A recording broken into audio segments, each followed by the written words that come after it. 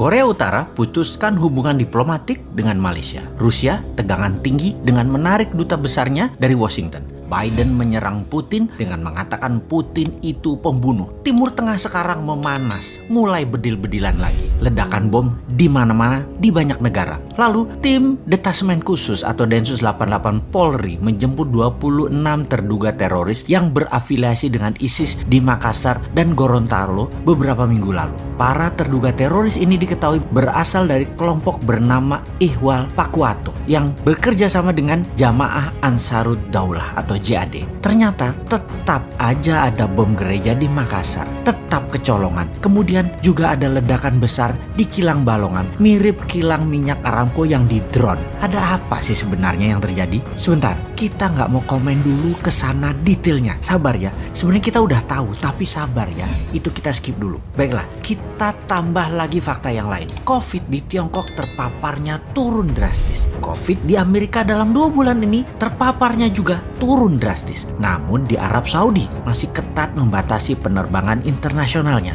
Masih selected karena COVID merajalela lagi. Bahkan di Tanzania lockdown. Negara Eropa Barat seperti Spanyol, Inggris, Perancis, Italia masih juga selected international visitor karena masih pandemik. Jenis baru lagi pandemiknya. Banyak di negara besar dan negara penting di dunia ini ternyata COVID belum bisa turun drastis di sana. Sehingga efek perlambatan ekonomi menjadikan mendung ekonomi di Eropa, di Afrika, di Asia. Pastinya di dunia di tahun 2021 ini mendung ekonominya. Bagaimana kita melihatnya hal ini yang lama kita sudah mengatakan dalam analisa Sontoloyo ala Bosman itu. Ketika globalis di belakang Biden CS Partai Demokrat Amerika, maka globalis menguasai 2 negara besar, Tiongkok dan Amerika. Keduanya diadu adalah Tiongkok CS yaitu One Belt One Road versus High Road-nya Amerika CS. Kemudian dunia dibuat gonjang-ganjing di mana instrumen perang yang terbesar adalah perang militer, yang terkecil adalah perang sel atau biasa disebut Terrorist Act mulai dipakai lagi.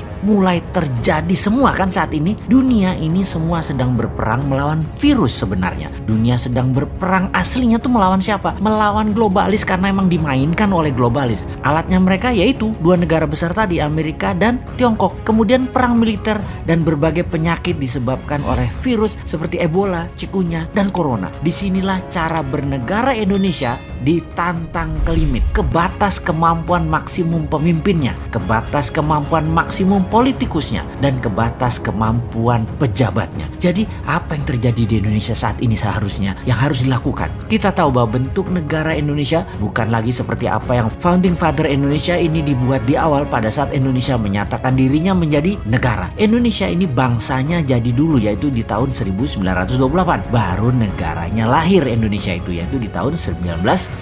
Bergesernya bernegara saat ini karena kekuatan parlemen yang menguat ditambah kekuatan partai yang mencengkram dunia perpolitikan di Indonesia. Kita bukan lagi bentuk negaranya presidensial, tapi parlementer. Karena itu ketika parlemen bertaring terlalu kuat, siapapun presidennya tidak akan bisa main gigi 5. Full throttle itu tidak mungkin. Tetap harus bagi-bagi kekuasaan dan bagi-bagi permen keuangan. Lalu yang jadi masalah adalah pengetahuan bernegara masyarakat juga parah, dibuat jadi rendah. Jadi yang memegang kendali bernegara tinggal mainin aja apa pendapat rakyat, apa pendapat mereka. Rakyat manut, nonton, gak bisa buat apa-apa. Contohnya mulai digulirkan wacana presiden 3 kali, di mana muncul kampanye mempropagandakan bahwa calon terkuat Jokowi Prabowo di tahun 2024. Lalu ada berita mengejutkan kalau Jokowi mencalonkan ketiga kalinya, hasil survei ternyata nama SBY melawan dengan kuat. Bahkan saat ini leading. Nah lo bingung gak tuh kaum old mind? Kalian ini gak pernah selesai berdrama ya. Lalu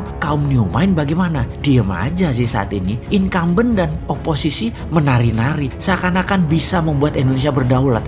Ternyata sulit juga ya. Banyak orang yang gak tahu kalau saat ini Indonesia dipengaruhi Tiongkok dan IMF secara absolut. Banyak yang gak sadar dan banyak yang gak tahu. Paling banyak adalah yang gak peduli. Begini deh, kan 3 kali presiden menjabat masih wacana. Bagaimana kalau kita tambahkan wacana lagi, yang lain lagi? Ini kalau old mind punya nyali dan old mind punya kesadaran bernegara, yaitu cinta rakyat. Saat ini old mind berkuasa 100% di parlemen dan di pemerintahan. New mind di pinggiran, tak bertaring, tak berkuasa. Namun demi bangsa dan negara, beranikah sistem bernegara kita Indonesia tercinta ini untuk pilpres nanti lepas threshold 20% suara parlemen untuk calon presiden bisa dicalonkan. Suara 5% saja dan boleh mengajukan sepasang. Jadi banyak partai tidak harus berkoalisi. Terbukti 4 kali pilpres gabungan partai-partai calon presiden dan wakilnya tidak pernah terlalu cantik pasangan keduanya setelah menjabat. Jadi bagaikan pasangan nikah tanpa cinta. Ya sudah, sekarang kita usulkan suara parlemen turunkan dari 20% ke 5% untuk ambang batas calon presiden dan langsung bisa mengajukan sepasang. Syarat berikutnya, total pasangan calon tidak boleh 7 pasang dengan menghitung suara parlemen dari suara terbanyak. Jadi apa yang terjadi? Misalnya pasangan PDIP dan Gerindra, Pak Jokowi dan Pak Prabowo, itu sudah 30% suara parlemen. Tapi masing-masing ternyata kreatif. Masing-masing mencalonkan diri sendiri. PDIP mencalonkan Ganjar dan Puan. Gerindra mencalonkan Pak Prabowo dan Pak Sandi Uno. Kemudian Golkar mencalonkan Erlangga dan Tito. Golkar bisa calonkan sendiri tentunya. Partai Demokrat Perjuangan mencalonkan SBY dan AHY. Demokrat KLB mencalonkan Muldoko dengan Ahok. Nasdem Pak Surya Paloh dengan Ridwan Kamil. PKS Anies dengan Habib Rizik. PKB Caimin dengan Deddy Corbuzier. PAN P3 mencalonkan Gatot dan Din Samsudin. Siapapun itu silahkan bertanding. Mainnya nanti 2 babak jika tidak ada pemenang yang mendapatkan suara 50% plus 1 suara. Jadi tanding ulang 2 yang teratas. Dengan demikian peluang putra bangsa terbaik untuk bisa membangun bangsa negara menjadi terbuka lebar. Lalu kita dengan santainya bertanya, maaf itu semua calon tadi rasanya old main semua deh. Yang new main mana? Oh ada, bagaimana kalau Pak Jokowi 3 kali wakilnya si Sontoloyo ini? Piye Pak? Cocok iki kombinasinya.